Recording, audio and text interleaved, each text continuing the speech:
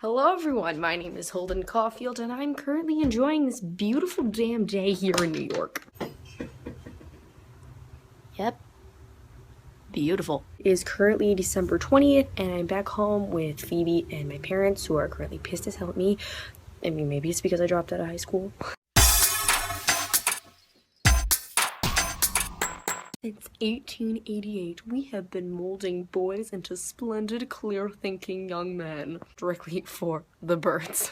They don't do any more molding at Pensy Prep than they do at any other school. Okay, so where I want to start telling is the day I left Pensy. My goddamn stupid moron of a roommate, Stradlater, gave my old friend Jane Gallagher the time in Ed Benke's old car, and I about lost it. So I called him a goddamn stupid moron, and he hated it when you called him a moron. All morons hate when you call them a moron.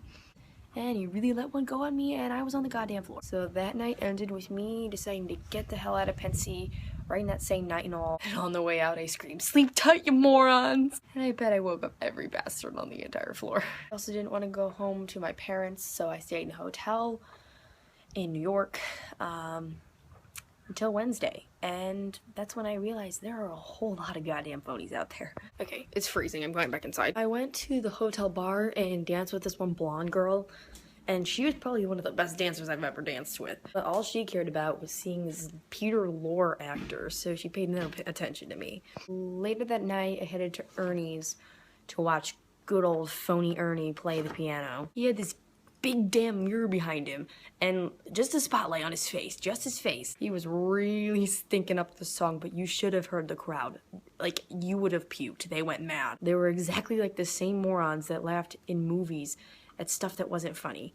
If there is one thing that I hate, it's the movies. So I went back to the hotel and hired a prostitute, but I didn't want to have sex with her. I just wanted to have a normal conversation because she was depressing as hell. She was super young, like my age, and when I hung her dress up like she told me to, all I could think about was when she bought it. Like, the cashier probably thought she was just some innocent girl, and she's a prostitute.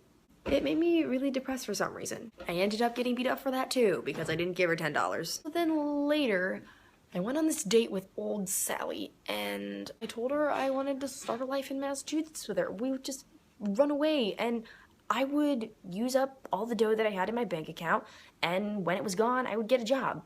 But she said we could do it after college, but she didn't get it.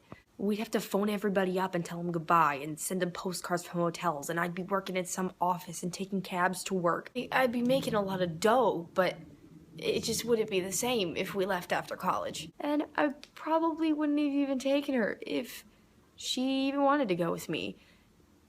The terrible part is, I meant it when I said it. I'm a madman. I swear to God, I'm a madman. I could tell you more about it, but I don't really feel like going into it if you want to know the truth. Overall, the New York trip reaffirmed 3 things for me. People are always clapping for the wrong things. People always ruin things for you. And people never notice anything. Give this video a thumbs up and subscribe if you want to. And I'll see you next week.